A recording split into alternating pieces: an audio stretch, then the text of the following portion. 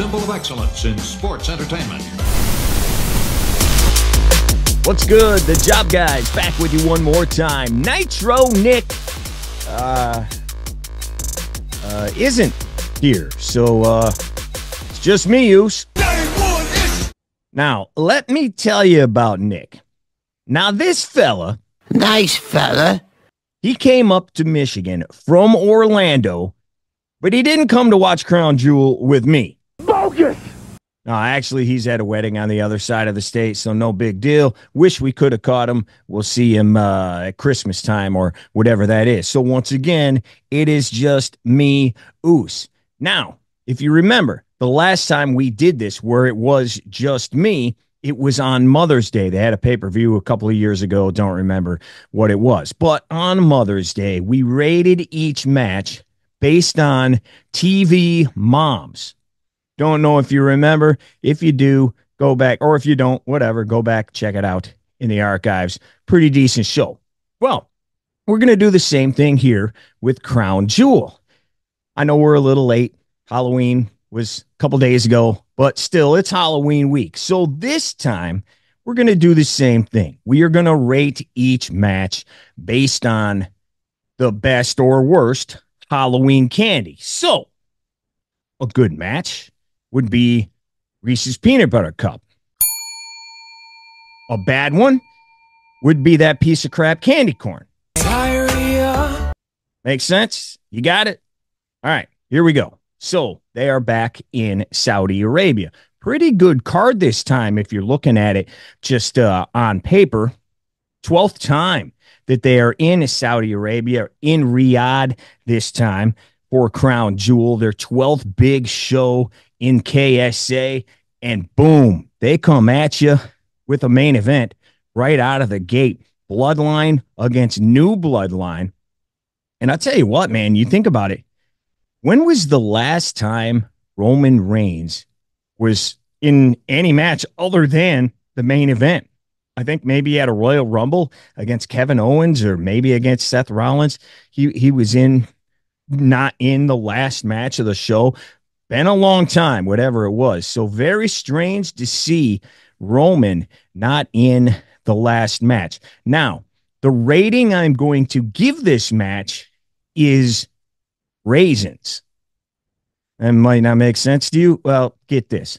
You know when you get raisins in your Halloween bucket or bag or whatever it was when you're a kid, you get them, you look in there and you're like, huh? What? Yeah, well, that's the way I felt after this match. Let's get into it. Not surprised to see this open, but like we said, very strange that it did.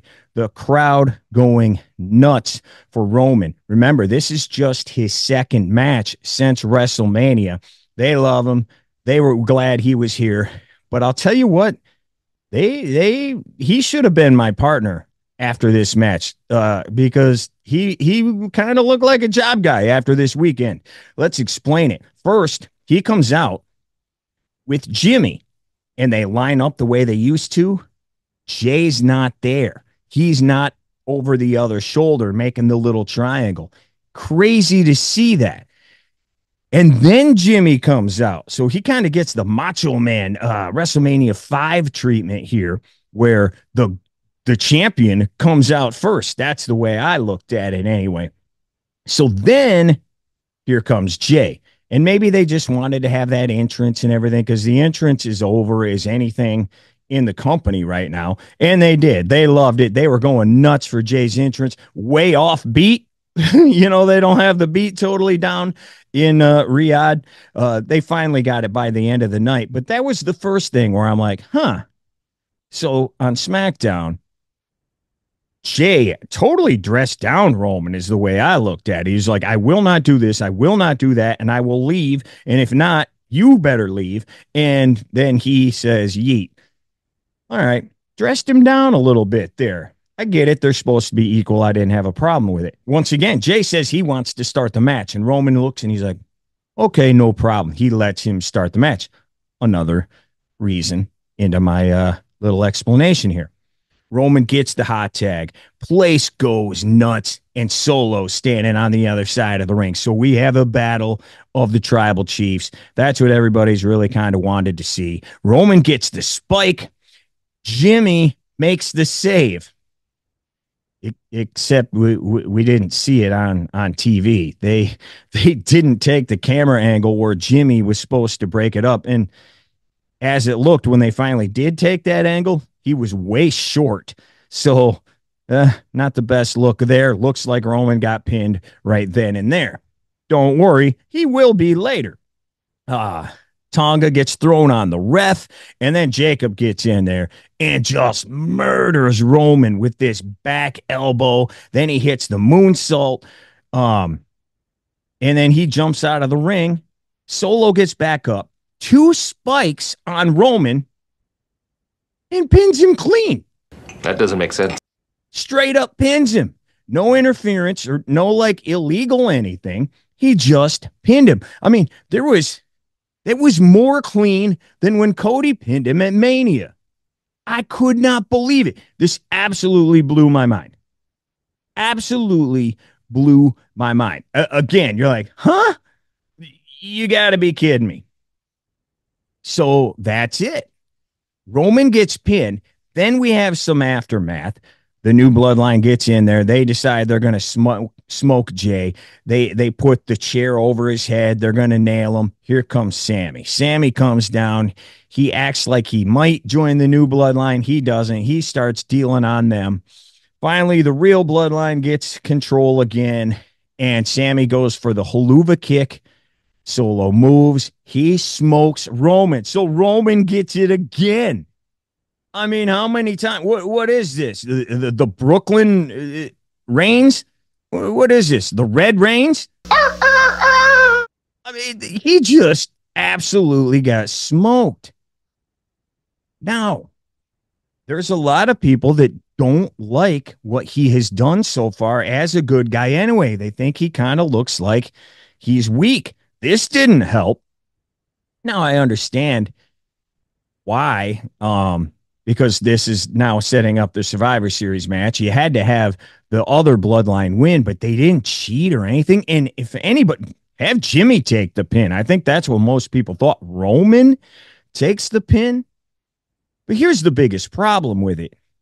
It wasn't at all believable because Solo lost like his last 496 matches over the past year and a half. I think he beat Cena and has never won a match since.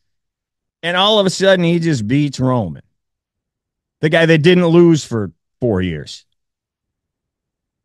It makes no sense. It's like, you can't. I understand maybe they realized, oh, Solo's cooled off and everybody likes Jacob Fatu, so they're trying to heat him back up. Well, here's the problem, and the Yankees found this out in the World Series. You can't hit an 8-run home run. You can only hit a 4-run home run. And when you're down 8, 4 helps, but you're still losing. They tried to hit an 8-run home run here. But nobody buys it. Nobody buys it. No, Solo has been so downgraded. And I'll tell you why. I was in Cleveland this summer. And I don't know if anybody knows, whatever. I collect sports cards. I'm not one of these crazy people that has every great card in the world. You know, I have dabble a little bit, whatever. I'm in Cleveland. This is the week before SummerSlam, and that's where the big national convention was. I figure I can sell some wrestling cards here. I've got a Solo Sikoa card without getting too into the nerdometer. I got a Solo Sikoa card that is one of only 10 on the planet. It's a numbered card, 1 of 10, and it has been graded by PSA, a PSA 10. That means it's perfect. Absolutely perfect. It's the only one on earth. The only one. And it's his rookie card. And it's a high-end card. It's not like one of these Walmart cards, you know. It's a high-end card. And it's the only one and one of only 10. And it's a perfect 10. Done with the nerd stuff. I figured I could sell that because guess who was in the main event of SummerSlam the next week? Solo Sikoa. Well, guess what? There was no one that wanted that card. They wanted a bunch of my other cards that weren't nearly as good, not rookie cards, not whatever, not perfect tens, like some nines I sold. People were like, well, give me this Cora Jade and give me this Charlotte Flair autograph that's like an 8 out of 10. They wanted that stuff. They didn't want Solo. And they all said, yeah, I don't buy it. I don't buy it. So then I went to a few card shows back up here in Michigan since then. Same exact thing. Nobody wants that Solo card. They don't believe in them. They don't even want it. I'm like, that's a really good card. Yeah, I don't care. In my opinion, that sucked. Very strange. And again, I understand they're going to be in war games and all that. They got to heat these guys up. But did you really have to make Roman look like a schmuck? Didn't make any sense to me whatsoever. All right. Women's 4-way tag team championship match. I don't even remember who was all in this. This match was chaos. All sorts of moves happening. So, chaos, mixing it up. A bunch of different types of tag teams. This was chaos. So I said, this is like one of them little bags of Starburst. You get a little bit of every. You get some strawberry, you get a cherry, you get a lemon. You get everything here. So that's what this is. Those little bags of Starburst that you get. I think at one point, Lash Legend killed Chelsea Green with that. She slammed her like on her side. That was looked bad. Lash and Jade met face to face. These are two big girls, big, tall, strong girls. And they kind of said, hey, this is what we've been waiting for.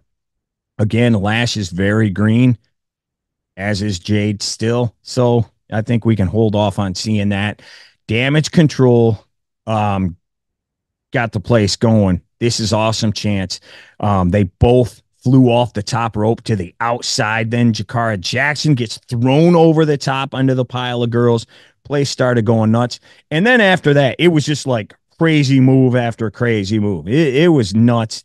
And the funny thing is, I've always said, if you watch the show or whatever, I've said Bianca and Jade are like the female LOD. They just throw people around and they're both jacked. Then they win this match with the Doomsday device. Thought that was kind of ironic. Don't know if anybody else put that together. If they did, hey, we're like LOD. Let's do the Doomsday device. And they did it with Jade picking up Piper on her shoulders. And then the clothesline, and that's it. More comedy spots from Chelsea in this match as she just kept getting dealt on the entire time. I'm not real high on the women's division right now.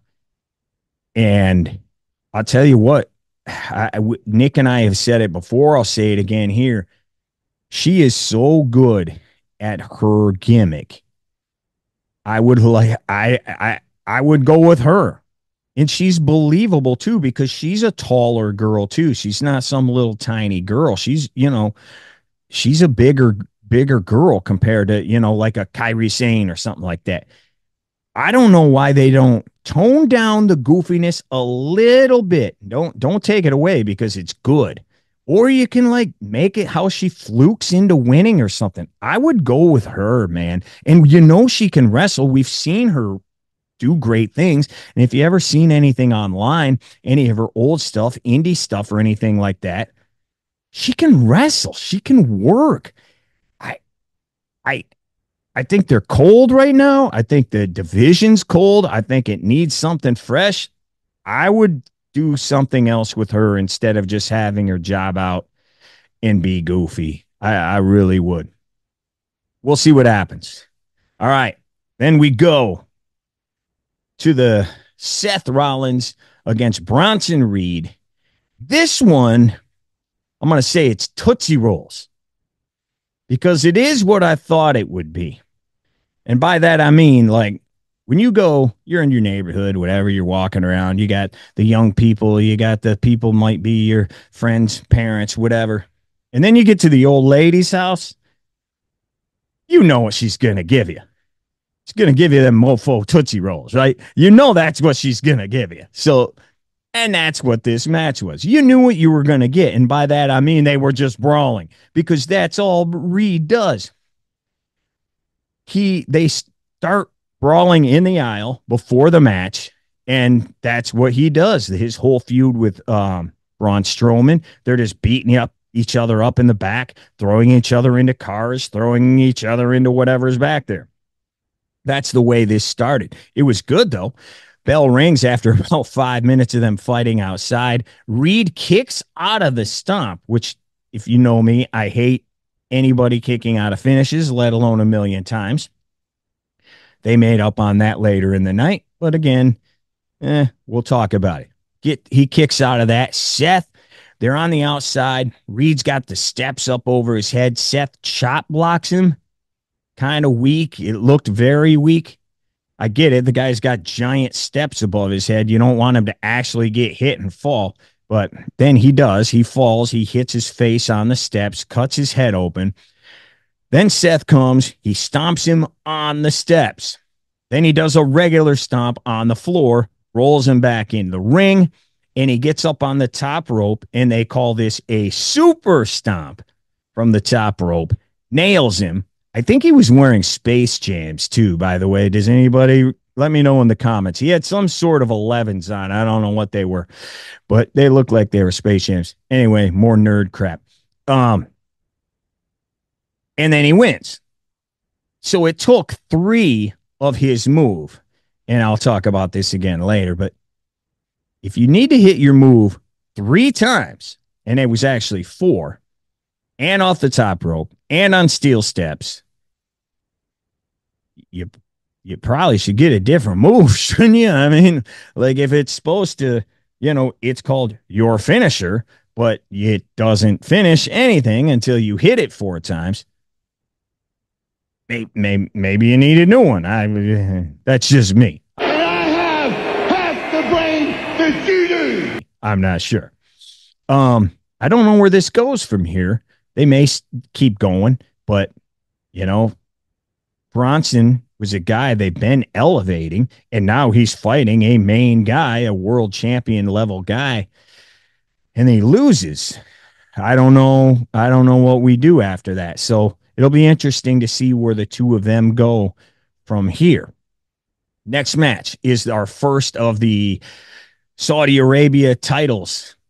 It's the women's world champ against the women's world champ. This one, Nia against Liv. This one I'm going to call 80s candy.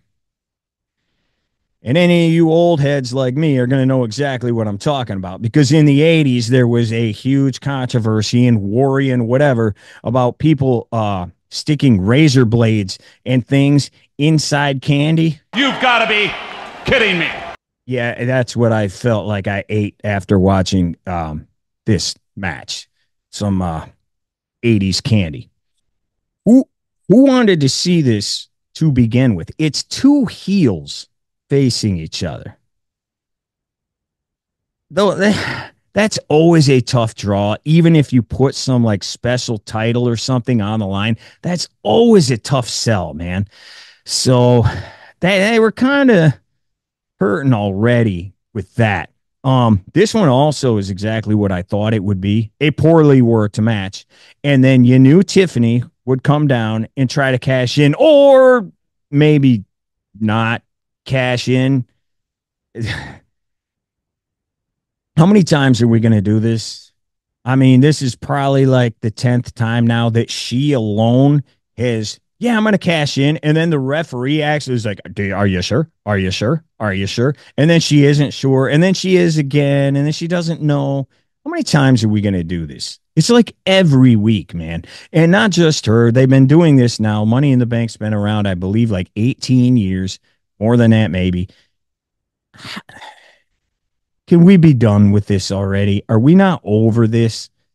What else can you do with this cash in? And I'll tell you, man, Tiffany was red hot before she got this, and I think it's killed her momentum. Like, she comes out now, and I'm just like, I don't want to see this. And she's feuding with Nia, and I don't hate Nia, and Nick loves Nia. I don't hate her. I know the rest of the world does, but like, it just it don't work for me, brother. Everybody's name is brother. It It does nothing for me. So I think it's really ruined her momentum, man, because when she first came up in the first couple of months, I was like, all right, let's check. Yeah, what's happening here? Yeah, I don't care to see it anymore. So this ends. It was kind of like SummerSlam, where Dom takes the briefcase, slides it in. That's a distraction. Then Rodriguez knocks Nia off the rope. Liv hits the Oblivion. Boom. Liv is your first double world kingdom universal crown royal champion. The Liv and Dom thing's tough too, and I know Rhea has now been hurt for real, like orbital socket or whatever it is that's hurt. So she's going to be gone for a while. Hopefully that's maybe a blessing in disguise, but I know she's going to come back and then probably fight Liv. But that was getting stale, man. And if you watch, you know, I love Dom, man. Dom, everything he does has been great, but this is getting stale, man. It's really getting stale. So hopefully something else happens here. Hopefully something else they're moving on. Now here's something that's really dumb, though.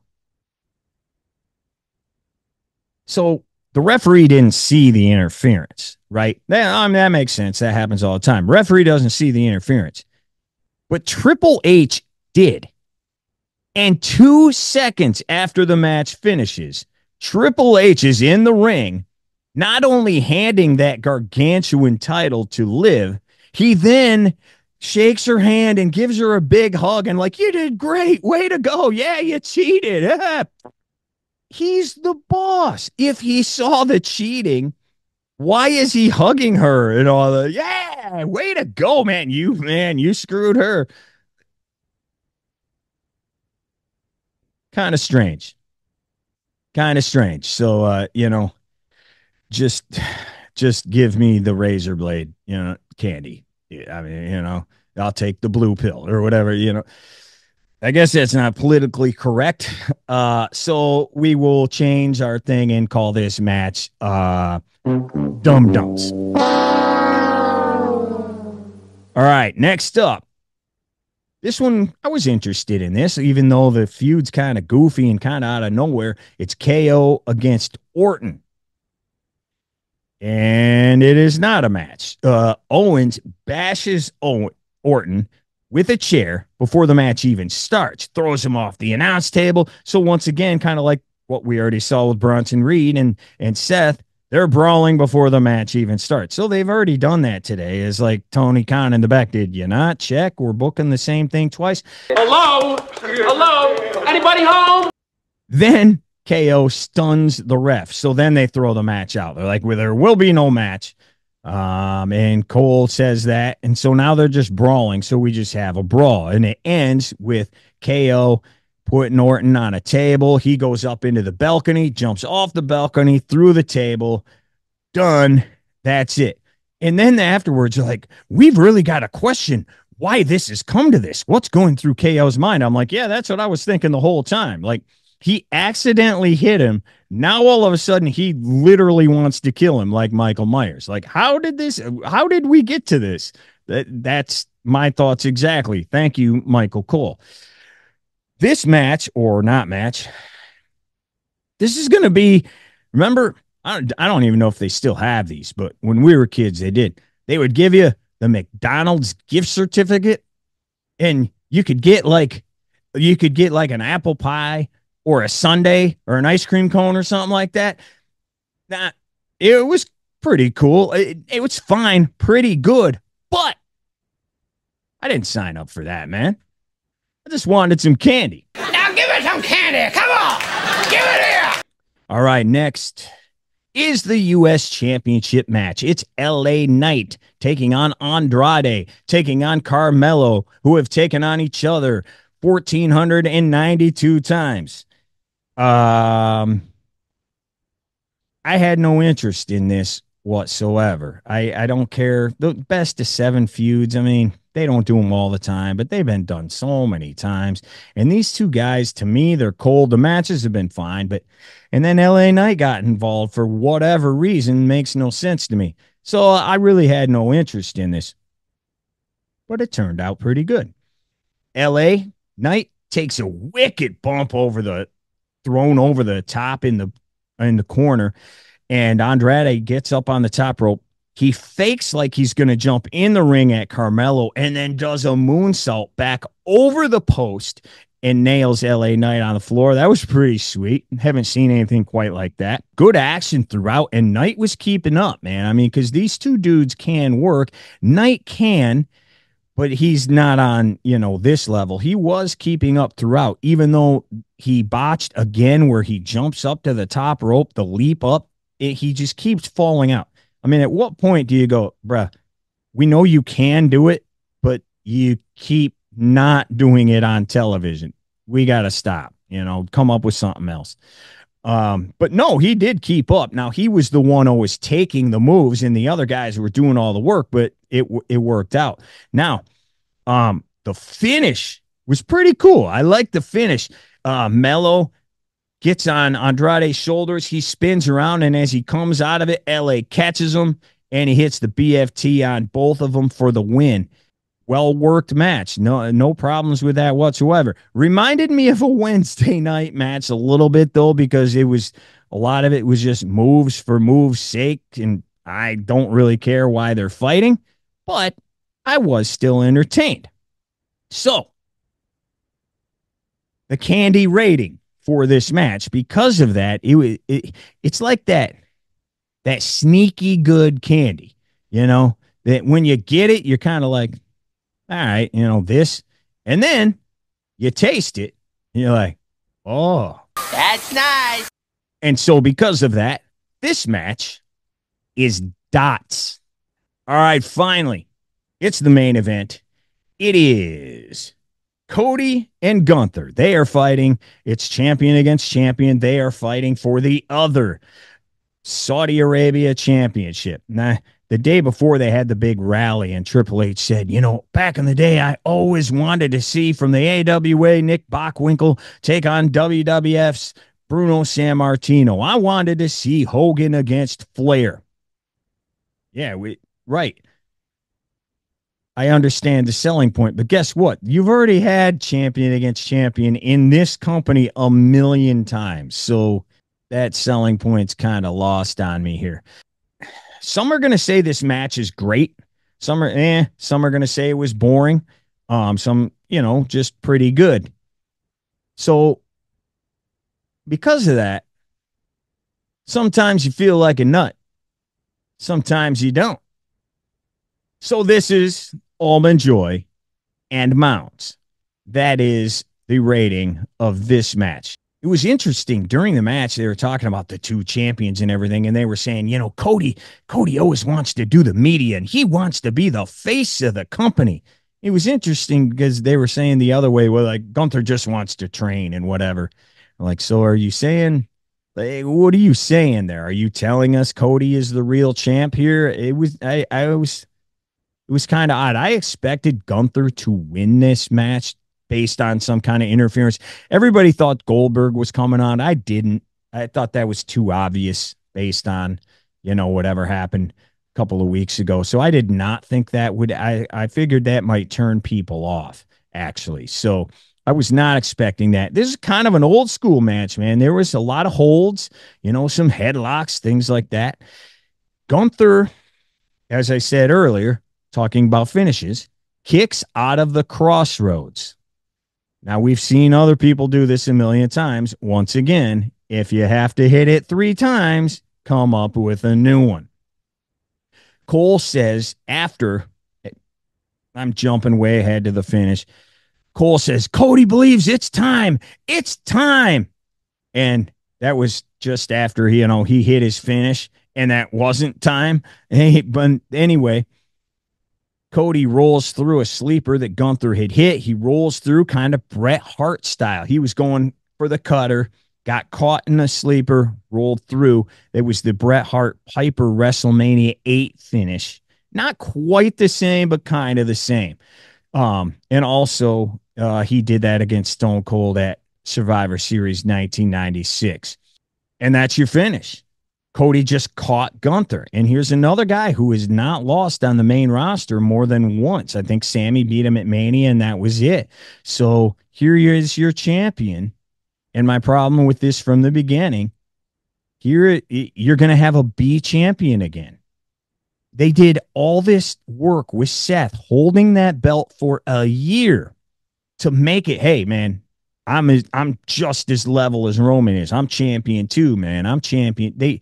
All that build, and now that belt has changed a couple of times, and now the SmackDown champion has pinned the Raw champion, caught him clean, so he's the B champion now. What purpose does that do? What good does that do you? It makes no sense. Then at the end, Gunther shakes his hand. You know, hey, you got me this time, but bro, and you could tell he was like, you're not going to get me again, whatever. But I mean, isn't Gunther a heel? Excellent question.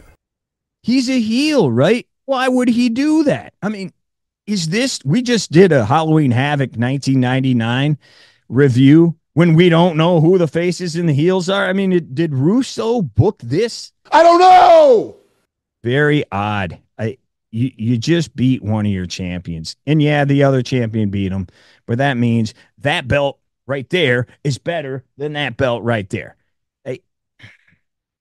I don't get it. I don't know where these two go from now. Does Goldberg come back? Does Goldberg fight? Because what's Gunther doing right now? I mean, does he fight Priest? I thought maybe Orton, KO, you know, they're fighting each other still, so they're not going to fight Cody.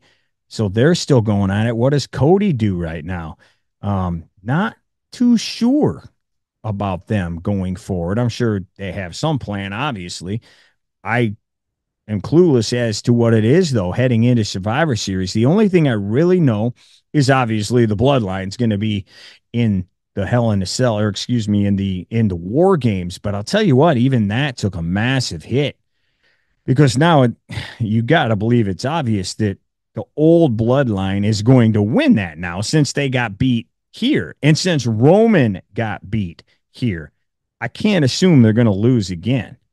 But who knows? Maybe not. Maybe, you know, I always thought that's where The Rock was going to show up and then cost the real Bloodline. Maybe they still do that. I'm not sure. Yeah, again, maybe Damian Priest fights Gunther. Maybe Seth fights Gunther. Punk and Drew have been gone since their Hell in a Cell match. Where did they go? They got to get back in this mix here pretty soon, I would believe. We will see. Not a bad show, as much as, you know, some of it I was like, because just the matches were entertaining. The matches were very entertaining. Just nothing really coming out of it. I don't think there's anything moving forward. A lot of them were just, the two title matches were just one-off matches, you know. So nothing really coming out of those. Nothing coming out of the ladies' tag match, really.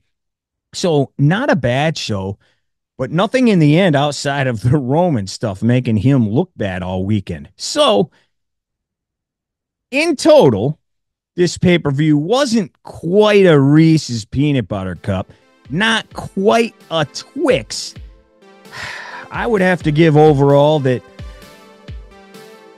this pay-per-view is just a plain old Hershey milk chocolate bar. Pretty good, but some of it gave me the squirts. If you made it all the way through, we appreciate it, man. Please hit like, please hit subscribe. And until next time, Job Guy out. You smell something, it's us, because we're the stuff.